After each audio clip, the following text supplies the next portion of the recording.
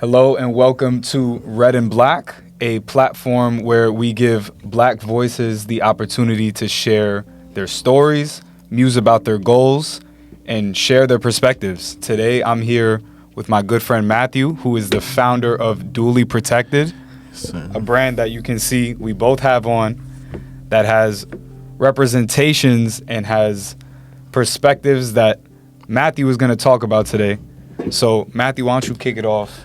And tell us what Duality Protected is all about. Well, I'm Matthue, from Atlanta, Georgia. Duality Protected is really like my first brainchild.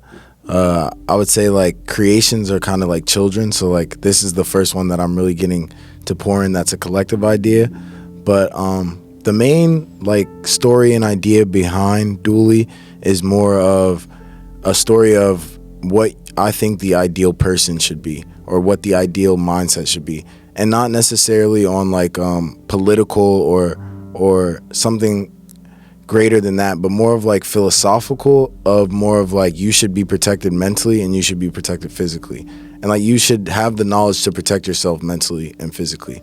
Because like if we were in the past, that's what it comes down to. If you're a hunter and gatherer, you have to know what berries not to pick and not to eat, otherwise you die of poison. You have to be able to protect yourself from the mammoth. You have to know how to create fire and become protected from the outside elements. Like that's a part of the human nature that I feel we strayed from as a society. And getting back to that is like important parts of the brand and why I kind of wanted to create the brand. So Duality Protected is the namesake, is kind of what the brand itself is encapsulating. Exactly. Right? It's the dual protection of body and mind, or body and spirit. Yeah. Right. Intellectual protection. Mostly like mostly a lot of it that I've come to understand, and a lot of it deals with like learning and finding myself, is that a lot of it is emotional intelligence, and like a lot of it is reaction. Like your mental capacity and your mental fortitude is a lot based on how you react to situations. And when you're able to build that mental fortitude to where like nothing can faze you, or nothing anybody says or does really affects your mental or affects how you feel about yourself or think about yourself, or insecurities or anything like that, then that's when you're kind of in control and in the driver's seat of knowing yourself, which is very important. So where did this need or this desire to be this sort of protected come from? Like, is this from personal experience? Well, yeah, I would say it's a lot from personal experience, because like just growing up in Atlanta, but also I feel like growing up like impoverished or like young and Black in general, like you see and deal with a lot of violence like on a day-to-day basis, especially growing up in a city. Like I feel like a lot of people can relate to. You see like either fighting, stabbing, shootings, like it didn't matter growing up.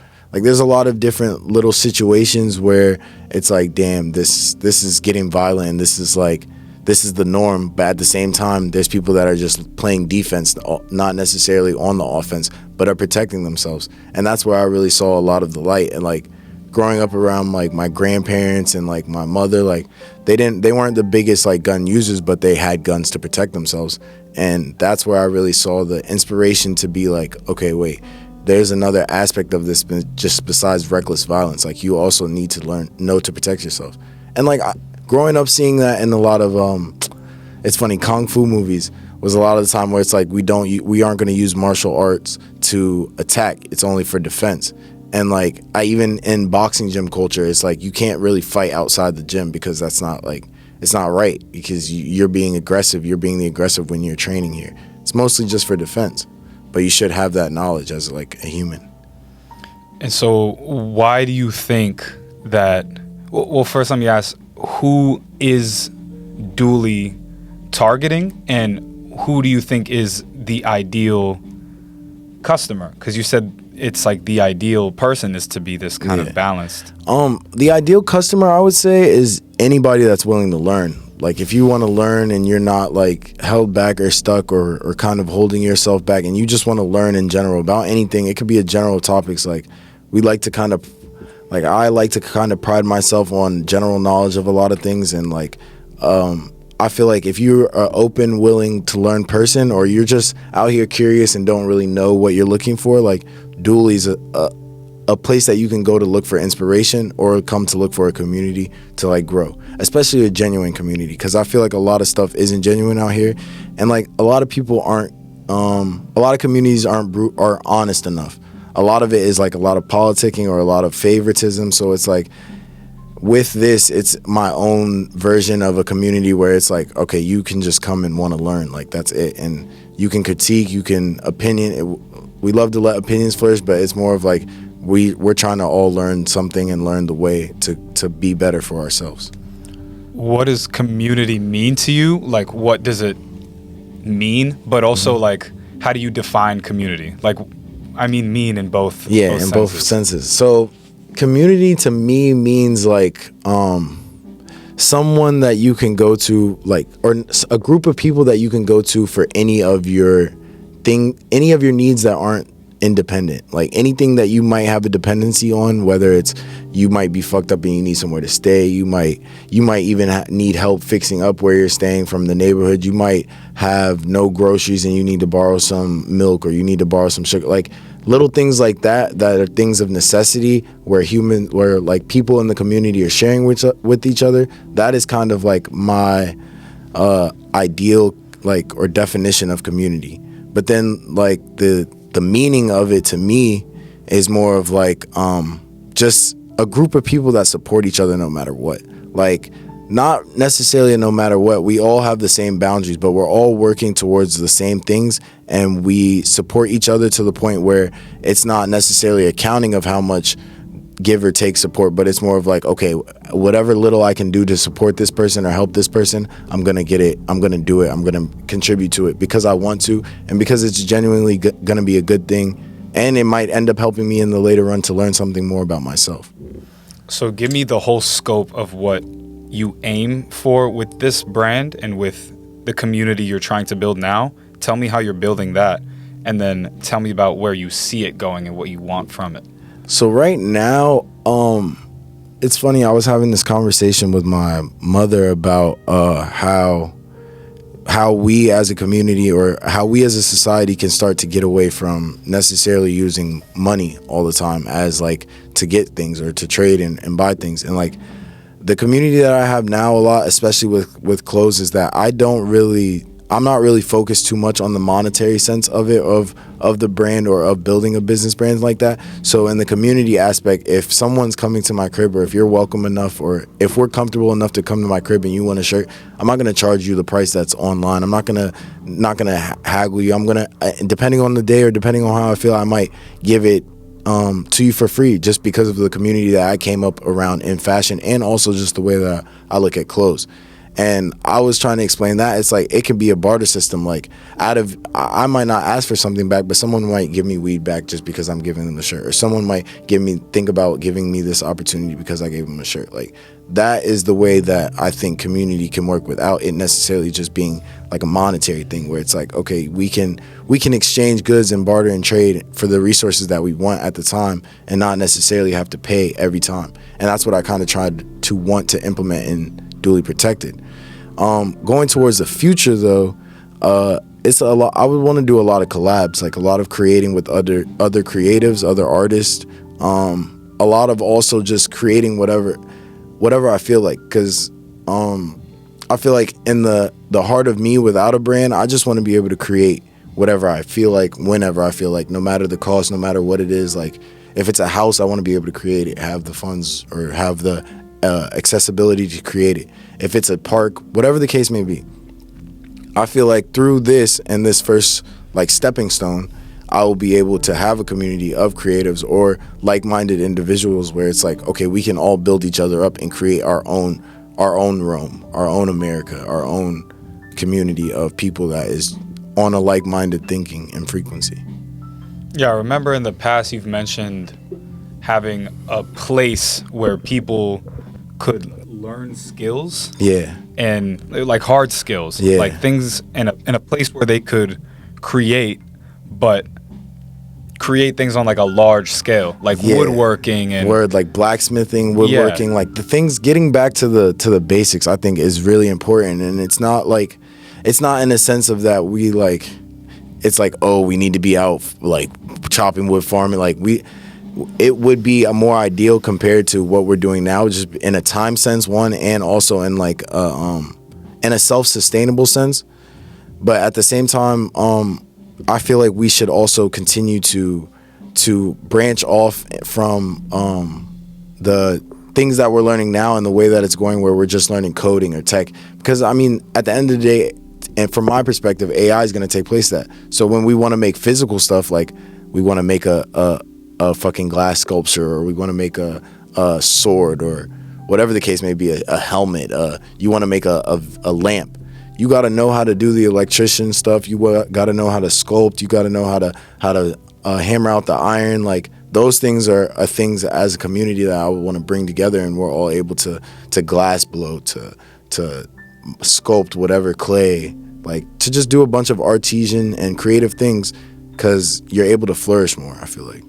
And that's like one of the elements of Duality, right? It's being protected in that sense. Like, I find it interesting that it says your slogan is protection from ignorance, right? So it's pretty obvious that knowledge is protection from ignorance, and that's why in the logo you have a book. Yeah. But the other side of the protection implies, like, you know, physical defense, but there's almost a third side to it where it's like, if you are protected against things that could happen by being skilled, you're protected against everything. Yeah. So if you have all three of those things, now you could really go and do some damage. Yeah, exactly. And that's really what it comes down to, is like, what can you do against this society that we're placed in right now? This was the most logical protection or self-defense or defense mechanism, if you want to call it, for me when dealing with the society that we deal with now. So is there any precedent for this kind of brand? I really don't think I've heard of something like this, especially in fashion. There can't be something like it that I really see. I mean, I feel like right now, of course, in social media and like our culture, there's been like a big push in like Black empowerment movements or Black empowerment brand movements, I would say. I would say there's a lot of mental defense in like the Murder Bravado brand, or like in the idea of like who decides war, and the cathedrals and the religion, the play on religion, and how that brand does that. But other than Murder Bravado, I don't really see. I mean, the Black empowerment is a great. There's some great brands. I mean, of course, Barriers, because like I work and have a connection with that brand as it is, and like I like a lot of the pieces that they drop. But from the perspective of Duly Protected, where it's like mental and physical warfare, Murder Bravado probably would be the closest that I've seen that's like really a mental. And it's interesting because it really does go much further. Yeah. Like, I'm trying to paint the picture of your brand here, because it's not just the fashion and it's not just the ideals behind it. What you aim to develop is like a lifestyle, while also cultivating skills and teaching people knowledge of self, teaching them history. You incorporate that into a lot of your design. I feel like a lot of it is like kind of a curriculum, or like a curriculum for how I would want to ideally have grown up, or like the lifestyle that I had. Because growing up, I was like educated and I knew how to defend myself, like I fought and things like that, but I wasn't really told that. I had to learn it myself. I didn't really, there was nobody really to be like, okay, yeah, this is how you should think about things and move and react with the world, and this is how you should protect yourself, or this is how you should talk when you come across certain things, or this is how you should carry yourself while you're walking around. And I feel like a lot of people still don't get anybody that's really telling you how to do that. Like, you might get the person that says, oh, you walk around with the biggest confidence and you walk around with your chest poked out, but they're not telling you what you need to be thinking about or what you need to be doing for yourself to get to that point, or proper plan that point. Because it's like you have to build yourself up in order to even enact on anything that anybody else is talking about. You can't enact on that thing if you're not prepared for it yourself. So I feel like a lot of people either have one or the other. It's either you have the physical but not the mental, or you have the mental but not the physical. And I mean, usually that's the cliche, but that's how people have come about and come around and evolved. Is like a lot of the times you aren't necessarily protected just because you're the smartest physically. So give us some of your journey and some of your story when it comes to developing and honing these things. How have you developed yourself mentally and physically over the years?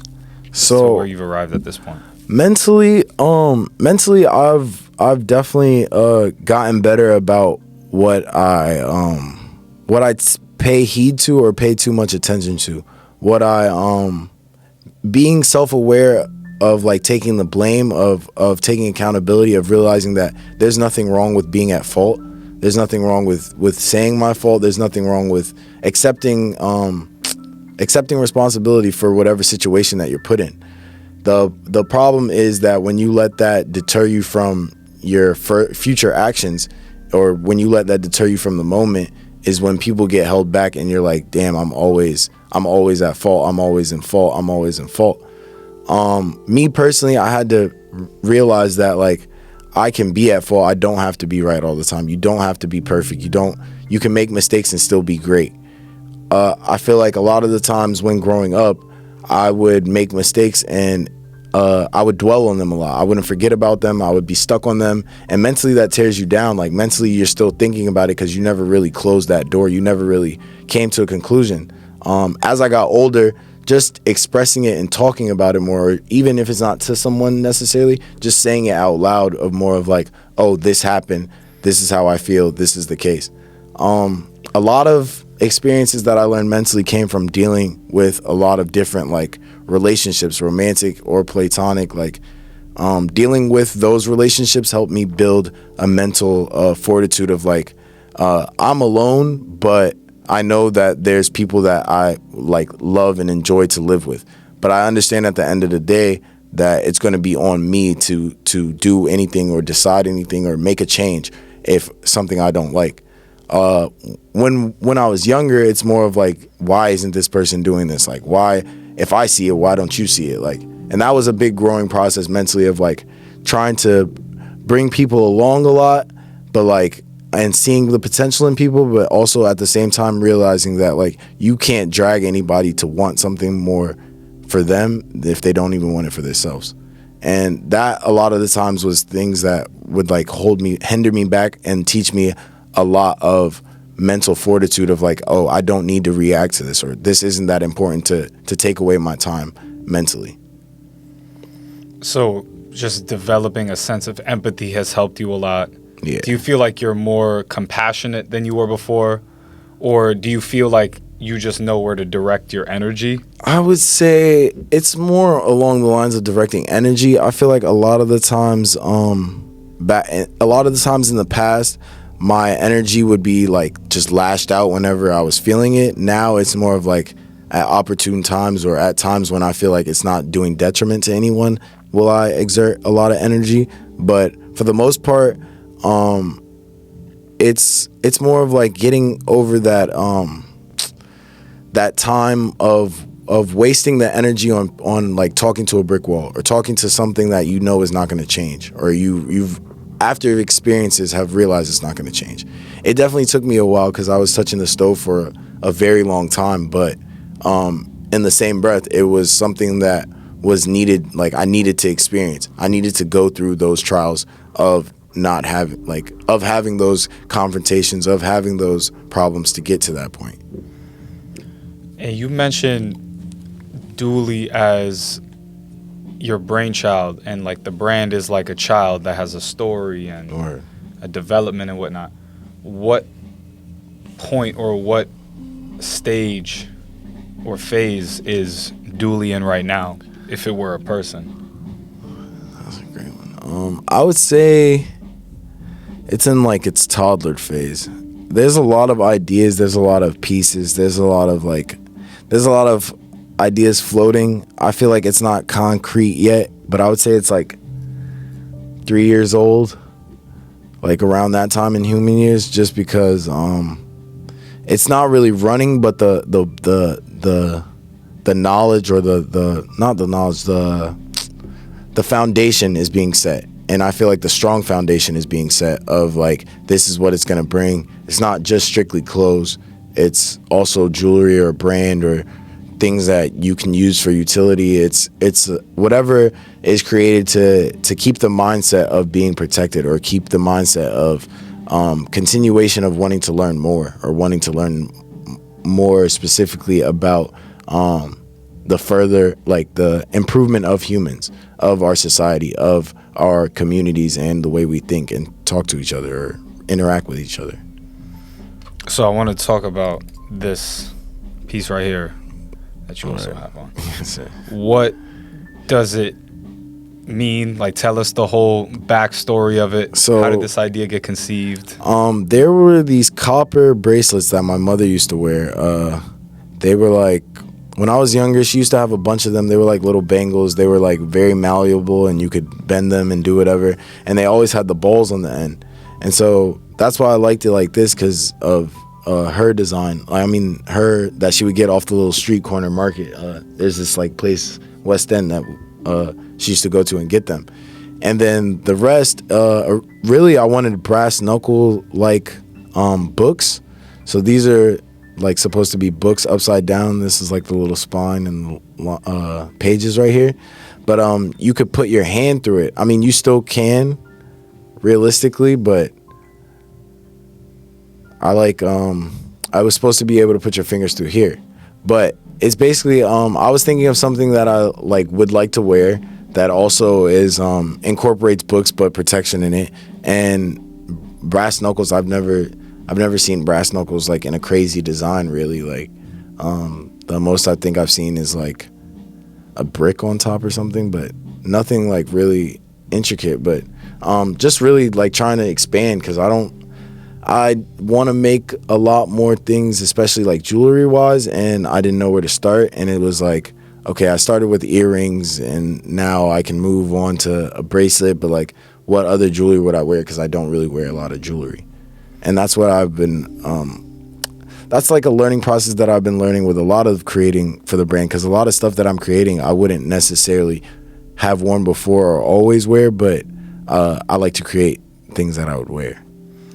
I find it interesting with the bracelet that it's that whole paradox of it being a like book themed, intelligence themed, while also being a weapon. A weapon.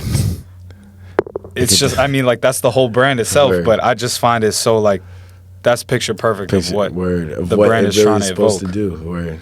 Exactly. And then you mentioned the earrings too. So show the earrings real quick. The earrings are bullets. I plan on dropping a smaller version because I realized like a lot of people couldn't wear these. In the future, I plan on trying to shoot them in a real gun. I've compared them to like actual bullet size, and they're pretty close. I don't know exactly if they're exactly right, but I would love to try and fire one and plan on firing one eventually. But that was mostly just an aesthetic thing. It was simple. I seen a lot of people do like bullet designs on like belts and shoes and things like that, and I was like, well, I haven't seen earrings, and it would be cool to have like my own bullet earring. And it was kind of tied into another project I was working on, a bullet ashtray. And so I was just like in that phase of like utility bullets that hasn't been done before. Do you often try to do things that haven't been done, or do you find yourself that the things you create just are unique in that way? I wouldn't say that I try necessarily to do things that haven't been done. I try to remain original to an extent. Like, I don't try and take too much outside inspiration, but if I see something that I like and that I could change and I feel like it would look better or it would fit the format of my brand, then I would take the utility use of certain things. But I see a lot of people talking about the 3% rule and how they like Virgil was talking about if you take something and add at least if you make at least 3% change, then it becomes like yours, or it's something that you should do for every inspiration. Is what artists do, is what he was saying. At least 3%. Yeah, change to something. It's something like that, along those lines. And it was like this guy was getting interviewed and he was like, fuck that, I'm gonna take the whole thing, I'm gonna change whatever I want to do, I'm gonna make it my whole own design after that, but if I like it and it's cool, I'm gonna just take it, like I don't care about the 3% rule. And for me it's kind of like I'm not playing the 3% rule because it's usually more than that if I'm changing something, but if I'm gonna take something, like I want it to not be, oh, this reminds me of this, like I don't want to have the thought of like, oh, this, what I'm creating reminds you of this brand, because then that destroys the whole point of me making something for you to think of my brand when you put it on. Who are some of your inspirations then? I mean, you said Virgil. I know that. I would say maybe Pharrell, Kanye for sure.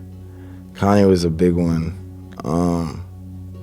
Kid Cudi's weird style, definitely. I mean, I feel like it definitely revolved a lot around hip hop, where I seen a lot of my first like styles. Other than that, the people that I can really remember of being like inspiration, Wale, kind of like down south, fashion's kind of fucked. Like it's calm, but it's like it's very like behind and it's very country. And like growing up in Atlanta, it's like an urban mix of country / trying to get on the city luxury vibe. So like they're wearing Trues with Giuseppe's, but it's like, to me that's tacky, but at the time like it's in the style, and like even back then it was tacky to me. Like Jordans and cargos, I was always like on skater vibes, kind of like Vans. There was a jerking phase in middle school. Like there's a lot of different there's a lot of different of those phases. I think like I ended somewhere between like Taylor gang swag and skater swag, where it was like camo cargos, Chucks, Chucks and shit like that. The Obey hoodie, like I don't know. Atlanta was weird because a lot of the people that I saw in fashion, especially growing up, was like T.I. and Ludacris, like, or like Jeezy, and it's like, that's not fashion. Like that's just survival streetwear. Like, so it wasn't the same. Coming up to New York though, and then like seeing, I could say Rocky too. Seeing that one of the biggest inspirations, seeing that video of Peso with when he has the Jeremy Scotts with the bones in them. That is one of like my first like, oh shit, that's fly. Like that shit's hard. Like that's something I would wear, like that I haven't seen other people wearing. And I mean, like growing up, the youth kind of got fly. Like we had our little brands here and there in Atlanta that niggas was wearing. We were Jack was fly, but like usually it was from other parts of the country that we were like getting sauce from. So you said survival clothing to describe what some of the Southern rappers or figures were wearing. Don't you kind of see that now as what your brand is, while also having that flair of your inspirations? Fashion word. Yeah, I do, and I see it. It's crazy because I see it in two different ways. When I say like survival clothing, I mean it in like that's what they could afford, and like that was like what they could afford to survive, like and still be able to eat and like still be dressed like decently, but like also too like hiding things, hiding guns, like hiding protection, hiding weapons, like hiding drugs, hiding your commerce, like whatever the case may be. There's a dual statement in it being survival wear too, because it's like, yeah, you wore this Tim so you could put the gun in, or yeah, you wore the baggy tee so you could hide whatever underneath it. And I get it. It's also what was the cheapest at the time, but it was a style. It just wasn't something that I saw as a cool style. So who are some of the people now that you either like their style or you like a brand that they're doing or some kind of creator I like you rock with? I like Nas style a lot. ASAP Nas, his style is very like independent and it's not kind of on the same as everybody else. I like two styles. I would say I was like my friend Leak Out, swoosh style I like a lot, and soul style. Soul style is a style that found the soul. Soul style is a style that I really like because it's very independent. And you see like a lot of you see where it could be inspiration, but then it turns out like, I mean, it comes off as very original and like very not thought of before, and like, which is very tough to me. Who else? I like Ev's Murder Bravado stuff a lot, because it's cut and sew, and like just seeing the growth of that brand, like from being from the consumer aspect of being there buying his early stuff before he switched his brand name, and then to where it is now of like the cut and sew and how intricate some of his pieces are. I'm also a big fan of a Cold Wall. It's like a very technical English brand. They have like a lot of technical gear. It's kind of like Alix, but more technical gear, I would say, like more like vests with straps and oh yeah, that's that UK style. Yeah, like word. Tactical vest, word, straps and stuff Facts. hanging off. But his is more like monotone colors and like crazy washes. So I like a Cold Wall a lot. Of course I fuck with Cortez and Clint and Barriers. I fuck with Barter style OD. I would say that I like how their style is like more streetwear, but like some of the other brands are like more cut and sew or more like technical wear, I would say, to an extent. And that's what kind of draws me to them. I feel like a lot of it is getting more away from the like really cut and paste, copy and paste, and more into the cut and sew. But that process is so long because you got to know that skill and like really harness those skills. That's why I feel like I give so much props to Soul, just because like, bro, being able to sew that is like very talented, and there's not a lot of black men out here that can do that or are doing that, especially to that quality.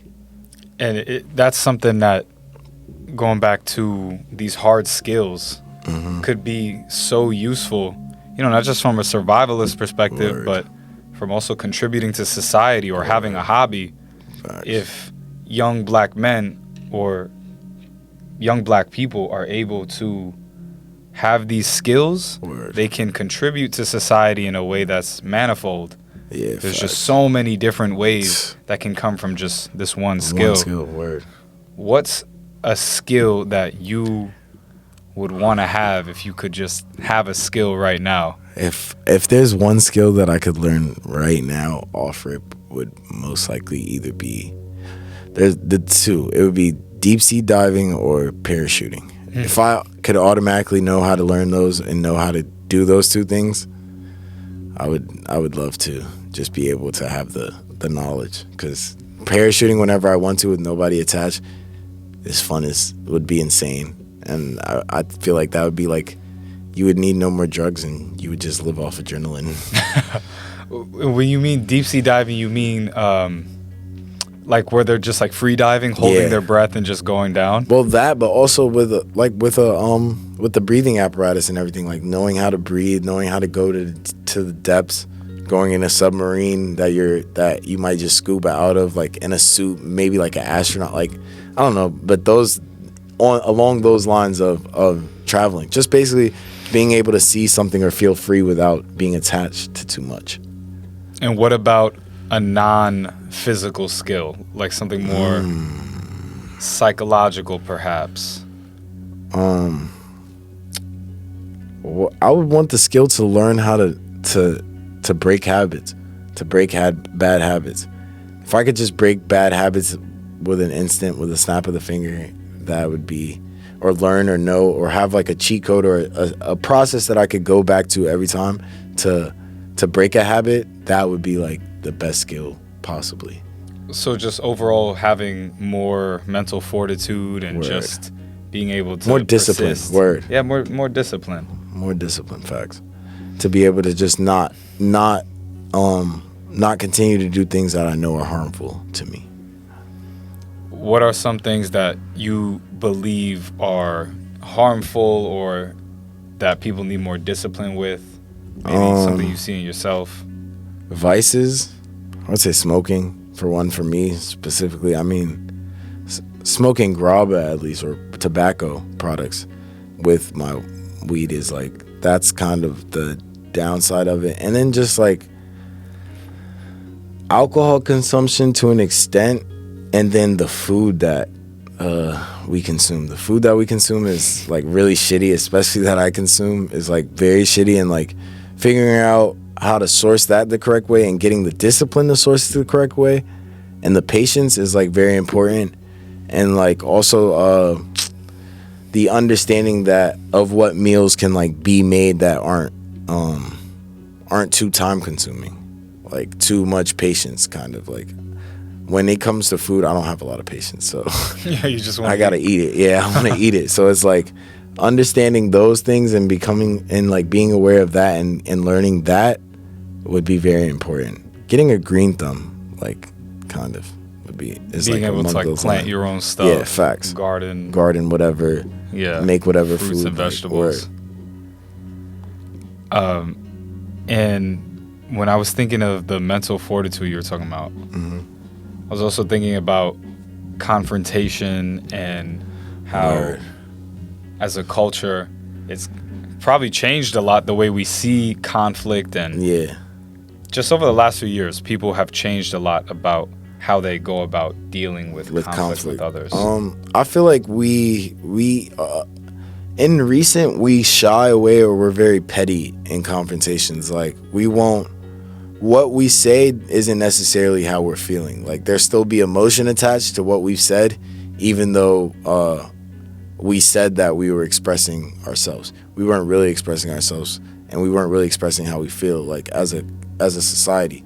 I feel like the confrontations that like we've been like taught as a culture and grow up in is like, oh, if they're not with you, they're against you. They're the opposition. They're this. They're the most immediate threat because they're your neighbor. When in reality, it can be like, oh, we don't like them, but we don't have to interact with them. Like we don't have to be so camaraderie and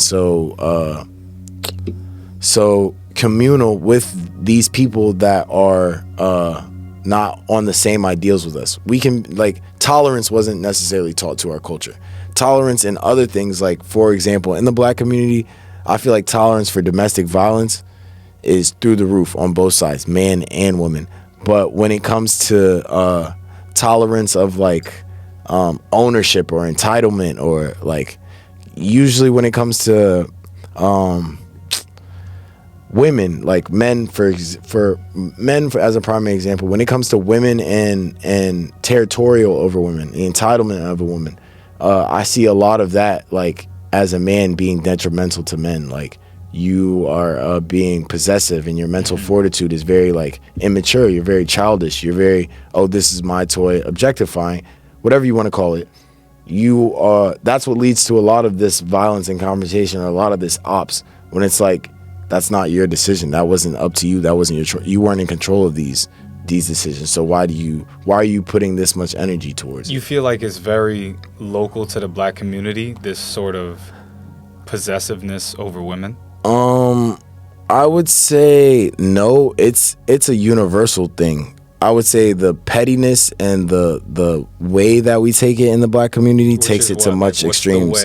Like we take it to the extremes of death, violence, like killing. Like I feel like other ones, like sometimes it does lead to death a lot in a lot of other cultures, but at the same time, a lot of the times it just leads to separation. Like don't get me wrong, there are a lot of weirdos and creeps in majority of races that are usually impacting the woman, but in the black community, it's usually you don't have a problem with the woman who is your partner cheating. You have a problem with the person she was cheating with, which is ass backwards, because you weren't. That wasn't the person that owed you loyalty. That wasn't the person that was supposed to be around you. That wasn't the person that said that you were going to do all these things. So it's kind of like instead of having the mental fortitude where you're like, oh, I'm fighting, or oh, I'm aggressive, it needs to be more of like, oh, this can just exist without like me being a part of that person's life. Yeah, how do you think that this can be improved, and also where do you think this stems from? I mean, it stems from, I feel like it stems from like a programming of when we're of our understanding of like a relationship, of like how we grew up, like over the years of society's relationships, of like, oh, we're supposed to thug it out, and it's love is love, and you figure it out, and it's supposed to, even if someone's beating your ass, you're still gonna stay around because you want to keep the family together. Like, I feel like that happens across all races and all familial ties, but in other communities, they either glorify it or they are more understanding of the situation compared to in our community.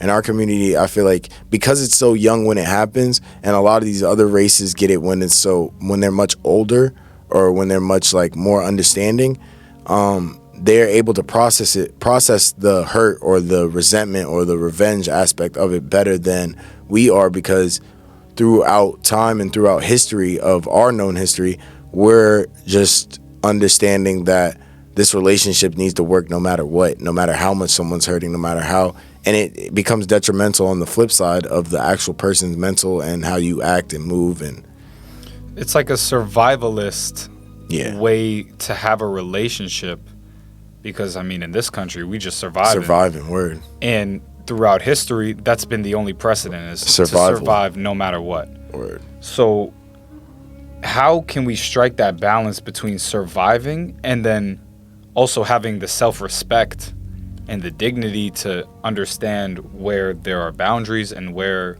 we can improve and where we can upgrade? Upgrade, word. I feel like it starts more with an awareness, and then understanding that the way it is now isn't the way that it has to always be. I feel like a lot of people are comfortable now, and being comfortable in this system is just going to continue the process of the system to remain at power. I feel like a lot of people don't understand or think that there's another way to do it, or there's another way to run society. Like, I still feel that there's a fear of like, oh, communism or socialism, and it's not like, oh, we should take the good parts of these and add them to the democracy and then add it with this, and we can make something much better on the political spectrum of things instead of just saying no, fear-mongering, let the dollar run us, let the capitalism run it, let that be the controlling and deciding factor of what happens with us. What other thing, like, what does the youth need to know? Like, what would you want to tell the youth? Because there is a common theme here of like self-respect, dignity, knowledge of self, being able to defend yourself while also not using it unless it's necessary. Yeah. And it all starts with the youth. Word. What would you want to tell them? I would want to tell the youth to just be like, try and be yourself as much as possible. Don't really find don't find someone that you automatically are like trying to act like or trying to be like. Take pieces and like personalities and little characteristics, take those from the different false idols that people will call them that were given, and make that into something that makes you better as a person, makes you happier, makes you nicer, just makes you a good person. A lot of the problem is there's no idols to look up to, but there are good traits with a lot of the idols that are had, and there's a lot of history of people that have overcome said odds or overcome certain things in their past to become greater. I would say from the youth, find something that you like, love, and enjoy. Stick with it no matter what, and just don't worry about the doubt, and don't worry about like not becoming what you want, because as long as you believe you'll become what you want, more than likely you're going to become that. Once that little doubt starts to creep in, like we talk about, that's when it's mostly over, and the youth doubts themselves a lot, or they don't want to try it. And then you have some of the youth that loves to experiment or try new things or do whatever and doesn't care what anybody thinks. And I feel like that's where the youth needs to keep it up, where it's like, we don't care what you think, or we don't care what necessarily happens to us. We're just trying to do what's right and what's good for us. When you are talking about Black empowerment stuff and how the youth can change or whatnot, you have, and you're talking about like mentors and figures and idols. It's never really been done right, the whole Black empowerment thing. Word. There's not a blueprint the best we know how to do at this point in 2024 is just take pieces from the past. Word. There's no current role models. Mm-hmm. That's all we can do. What do you think is the future? Do you think there will be more role models? And also talk about your ideology when it comes to Black empowerment, how it might be a little different. So I see Black empowerment as more of the Black people trying to get equal on the equal playing field of the rest of the races. We're the most marginalized and oppressed. Getting to that stage, getting to that level or that equality of like, yeah, we exist, or we are a group of people that has rights and is smart and educated and deserves to be treated like humans, is the main ideal that I get from Black empowerment. And just making Black people like last longer, or make them still be important in history, like wanting a Black family, wanting to create a Black family, along those lines. A lot of it deals with I was seeing a lot of struggling, especially now in the times of the Black identity, where it's like, is this person Black? Is this person a hypocrite? Is this person really just using the Black struggle to get Black dollars? And I mean, we see it in presidential races. We see it with Kendrick bringing Drake up. We see it in the rap battles. We see it in a lot of stuff. We see it in art all the time, or like people that we consider sellouts.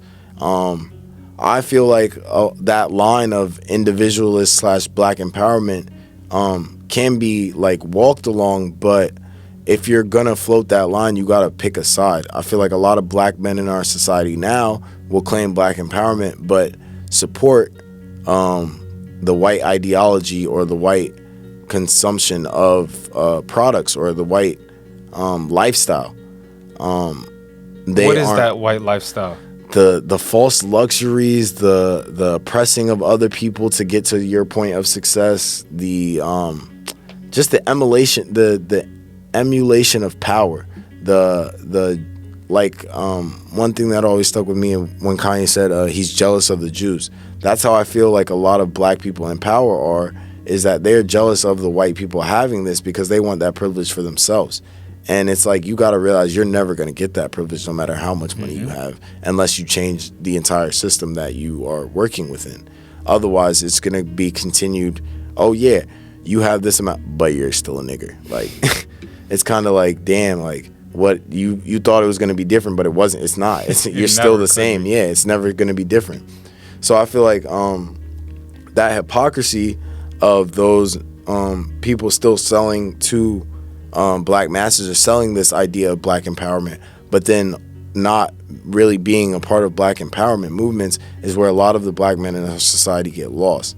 That identity crisis that I feel like a lot of people have is like people don't really do a lot of research, or don't like history, or don't really understand the history of like a Black American.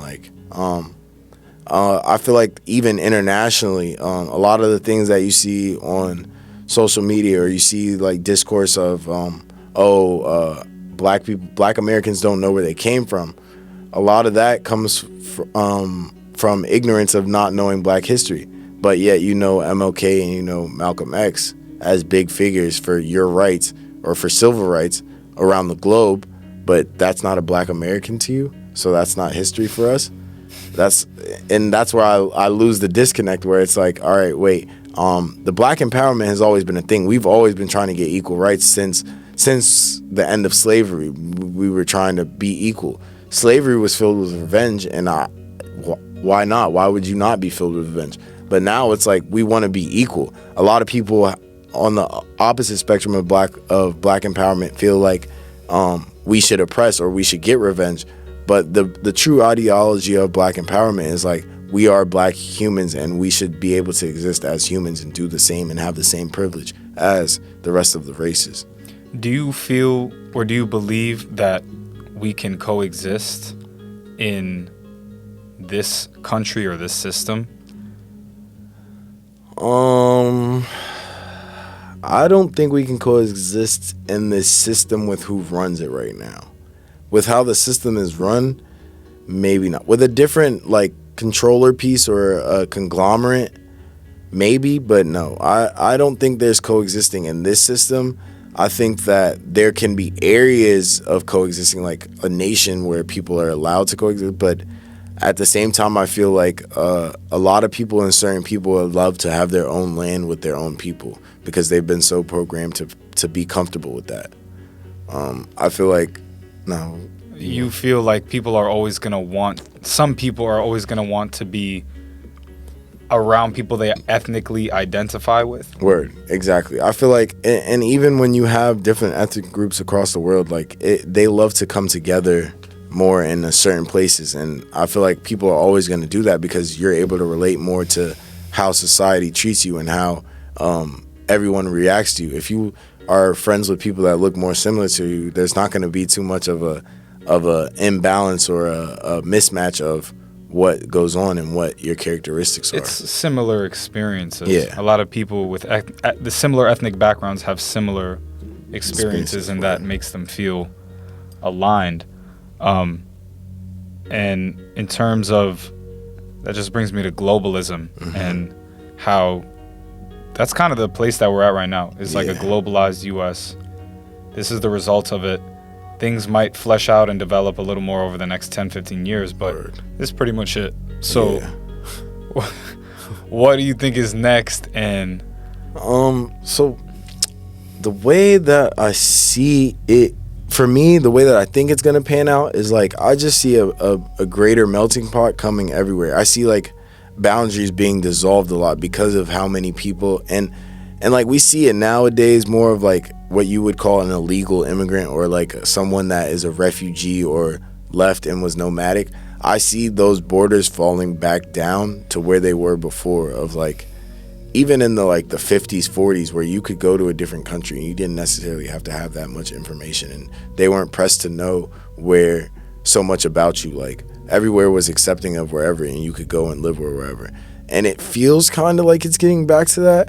But at the same time, a lot of it is not in the legal structure of the system. So it's like it overwhelms the system. The system can't handle it. And living in New York right now, you see that a lot, especially with like the hotels and the buildings where it's like, oh, these buildings aren't being in use, but there's people, all these people on the streets, but they're not what you would deem as like like unrecoverable. They still can be put into the work system, and they'll do it for much less. So let's just put them in housing so that they can not be seen on the streets.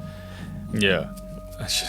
Word. So I just see it going further and further to that, where like there's gonna be boatloads of people coming across again, like how they see it in Europe a lot, where it's like boatloads of Africans migrating, leaving the Congo or leaving Sudan to go to Italy and going to these different countries so that they can get better lives and get more treatment. And it's like more treatment across the board, whether it's health, water treatment, whatever the case may be. But you see it a lot already of like these countries have no idea what to do, and there's nothing that they can do.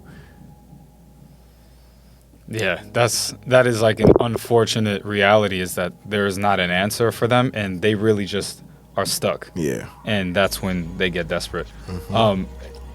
I feel like that's what you are not trying to solve with your brand, but I know that what you are trying to accomplish is something very long-term that shows people, like you said, it's a curriculum that shows people how to survive, the very basics, so that when it comes down to it, or if they need some kind of support, they can rely on themselves for it. Exactly. So it's something that countries need that help right now. Their entire nations need this sort of help. Need that ideal system. You're trying to develop that for individuals. Word. How do you see this taking the jump from T-shirts and bracelets and earrings and ideas to actually implementing and developing this sort of force? Word. So eventually down the line, I see a lot in like how we were talking about community. I see it starting a lot in community, and I see me getting more involved with community programs. So like community gardens, community rec programs, sports teams like youth sports teams, youth leagues, like library memberships, things of that nature. Really pushing the idea that knowledge is not corny or like nerdy or like it's just you need to learn something so that you can be better and be well equipped. I feel like in the future a lot of taking the funds or the money that comes to build things for the community, like to build a center where you can go use the computers or do productions like this and talk about your ideas, or places in the community where it's free access and it'll still be secure and you can still be able to be in control of it, but it's still free and accessible for everybody in the community to try and create. Art studios, just mostly places for impoverished people to express their ideas and create and express their feelings. Because I feel like that's another big part of the issue, is that when you are in that impoverished state, you don't have the time or don't have the luxury to think about creating or think about doing something else, because you're still focusing on surviving from that day-to-day life. So making that easier for a lot of the communities that we have that are impoverished, and basically really starting with the community that I knew first, Atlanta, and picking up the pieces there of like community structure and focusing on what we can do to build a stronger community, to build a better educational system, to get away from this. And who has to either get out of the way, run out of office, lose office, be paid off, whatever the case may be, so that these things can be better for the community. And I want to finalize with your idea of community and how and why you think it's important, but also we've talked about this notion of needing a village. Yeah. And how as creatives and people who are just trying to figure it out as men, as humans, like what really is the right direction? It feels like we're doing it alone, but we're not. We need a village. We need a community. Yeah. But right now, a lot of people in society are just not trying to do that. To work together. How can I frame this?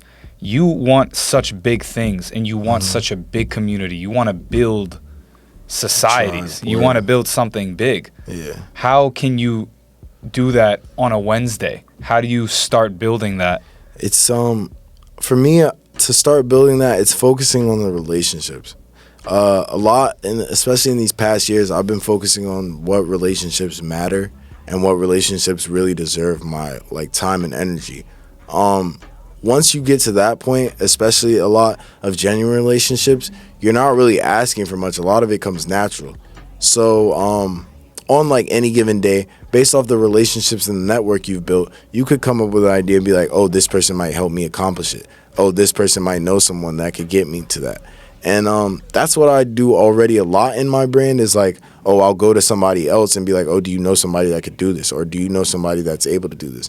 And I feel like that's a big part of your community, is like putting you on, not just in a networking way, but also putting you on the resources. Like, oh, this is a resource that is valuable. That's not just a network or a person, but a whole studio or a whole place or a